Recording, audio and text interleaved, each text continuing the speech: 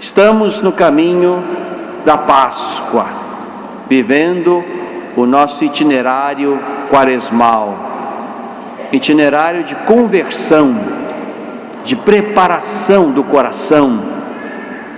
Quaresma é para podermos entrar de novo na escola de Jesus, para aprendermos sempre dele. No Evangelho deste quinto domingo, aparecem alguns gregos que querem o que nós queremos. Gostaríamos de ver Jesus. Gostaríamos de ver Jesus. É o pedido que aqueles gregos fazem a Filipe, que encaminha aqueles homens a Jesus. E Jesus se apresenta como aquele que se dá, como aquele que morre, como o grão de trigo que cai na terra e morre. Essa é a carteira de identidade de Jesus.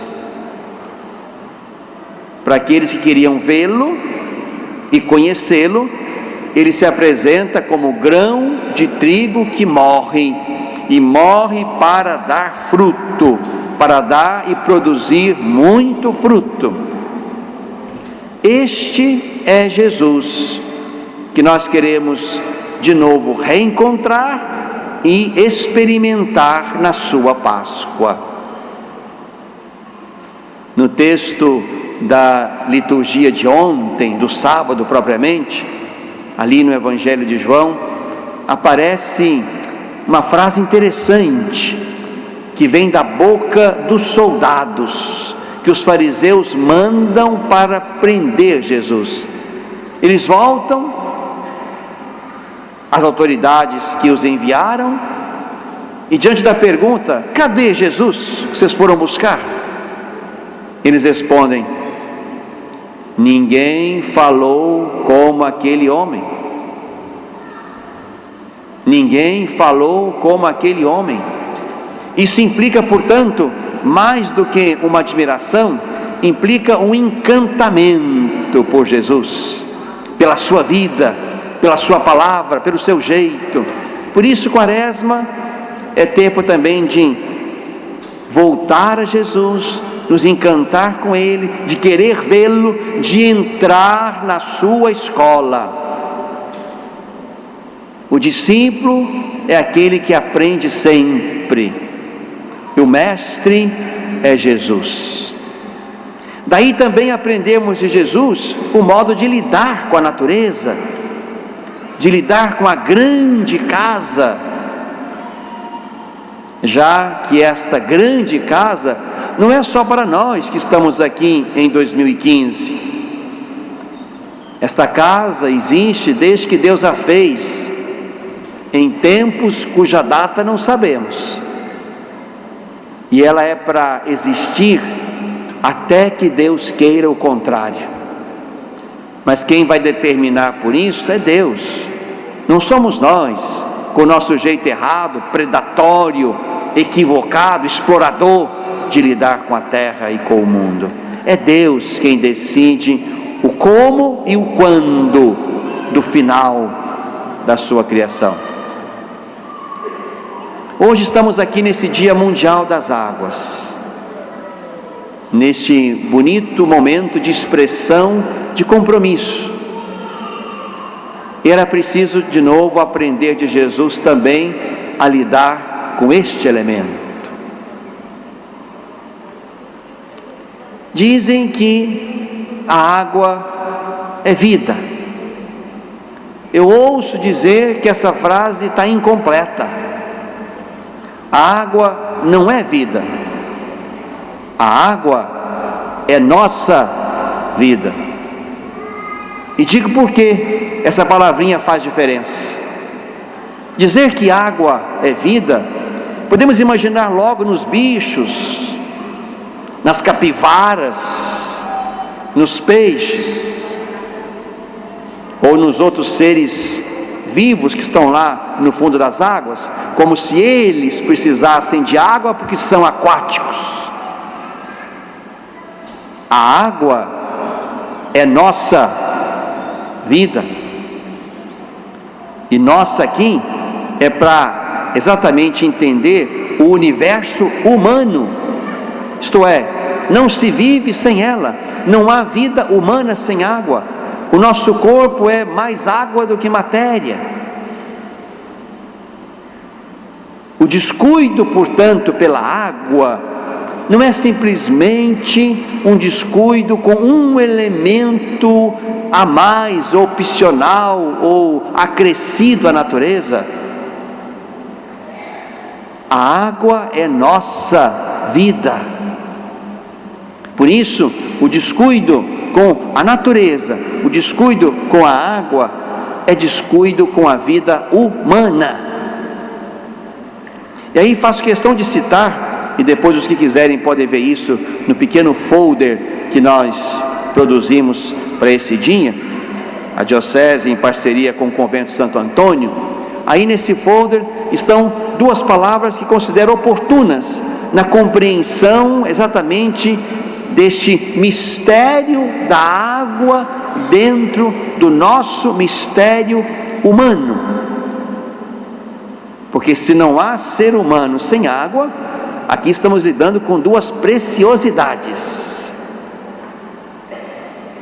Havia água quando não havia vida humana. O texto do Gênesis disse que o Espírito pairava sobre as águas, no capítulo 1. E que havia um jato de água no capítulo 2. Então, havia água e não havia ser humano no ponto inicial.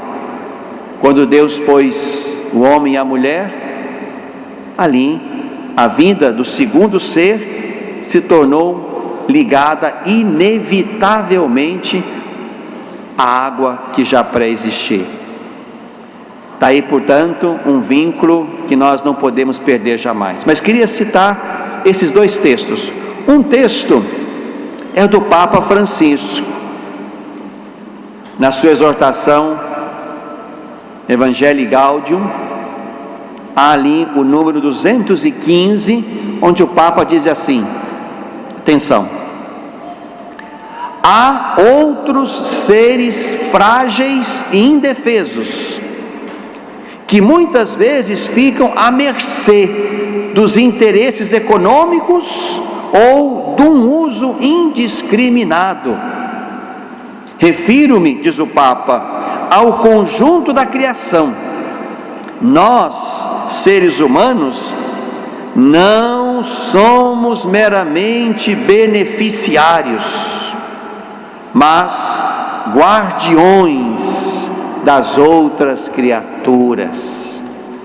Nós não somos meramente beneficiários, somos guardiões das outras criaturas. Pela nossa realidade corpórea, Deus uniu-nos tão estreitamente ao mundo que nos rodeia, que a desertificação do solo é como uma doença para cada um de nós. E podemos lamentar a extinção de uma espécie como se fosse uma mutilação nossa. Olha que bacana, gente. Olha que bacana. A desertificação do mundo não é só um estrago fora de nós, não, diz o Papa, é um estrago em nós. É como se nós estivéssemos secando. Uma espécie animal que se extingue não é só um bichinho que some, é como uma mutilação em nós. Somos corpo, estamos no mundo. Estragos do mundo são estragos em nós. Não deixemos, diz o Papa ainda, que a nossa passagem pelo mundo fiquem sinais de destruição e de morte, que afetem nossa vida e a vida das gerações futuras. Nós tínhamos que nos entender exatamente como membros do corpo que é a natureza. Somos superiores dentro do esquema de Deus, mas estamos dentro do esquema. Qualquer estrago na natureza nos afetará mais e primeiro. É preciso cuidar, portanto. Mas há ainda uma outra frase que está no texto base da campanha da fraternidade. E ela diz assim: também a responsabilidade em relação a todas as formas de vida, se faz presente em muitas pessoas, traduzindo-se na criação dos mais diversos e até contraditórios movimentos sociais e associações em defesa da Mãe Terra e dos seres vivos. A Igreja contribui para que esse debate fundamental na sociedade, com a proposta de uma ecologia humana.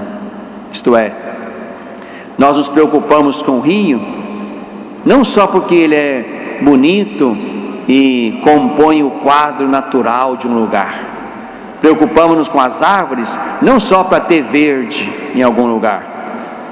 Nos preocupamos com o ar, não só porque, de alguma maneira, ele está em toda parte.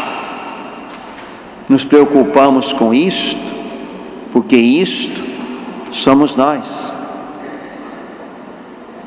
A água, as árvores, o ar. Há, portanto, um corpo que é a natureza, do qual nós fazemos parte como elemento superior e mais bonito. Por isso, irmãos e irmãs, seja este dia um dia favorável de nós repensarmos, sobretudo, a relação com as águas. Não basta que não haja mais aguapés no rio, pelo menos por enquanto, ou no Itapecerica, porque o rio Pará está escondido debaixo dos aguapés, se é que tem água embaixo ainda. O descuido do poder público ainda é grande. O nosso rio não tem aguapé, mas eu tenho certeza que ninguém beberia daquela água, e se bebesse, talvez morreria. Ainda tem lá naquela água coisas que não pertencem ao rio, que não deveriam estar lá. Aí todo o empenho social da construção das estações de esgoto, todo o empenho social e político de consciência acerca do cuidado com o rio. Lá não é lugar de julgar nada, lá não é o lugar de jogar o que sobra, lá não é lugar de levar o que nós não queremos mais em casa. É preciso, portanto, uma outra consciência sobre o nosso rio Itapecerica, sobre o nosso rio Pará. E é preciso uma outra consciência sobre o modo doméstico de usar a água. Por isso a cartilha, tão simples,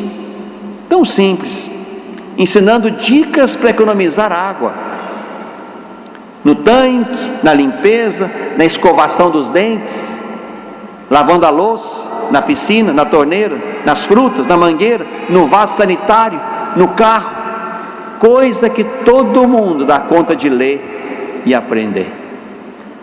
Meu desejo é que essa Eucaristia seja, portanto, um outro olhar sobre as águas e sobre a natureza. Ou então, deixaremos para o futuro um mundo inabitável. Deixaremos para as crianças pequeninas que estão aqui, ou aquelas que estão no ventre, um mundo que não dá para morar, porque não se bebe, não se respira, não se pode viver sadiamente, porque falta ali uma natureza sadia que gera homens e mulheres sadios. Que o bom São Francisco de Assis nos ajude na empreitada de cuidar da grande casa. Cuidar da casa é cuidar de alguma coisa que não pertence a nós, pertence a Deus. Deus nos deu para usar, mas também para guardar. Não somos só beneficiários, somos, sobretudo, guardiões.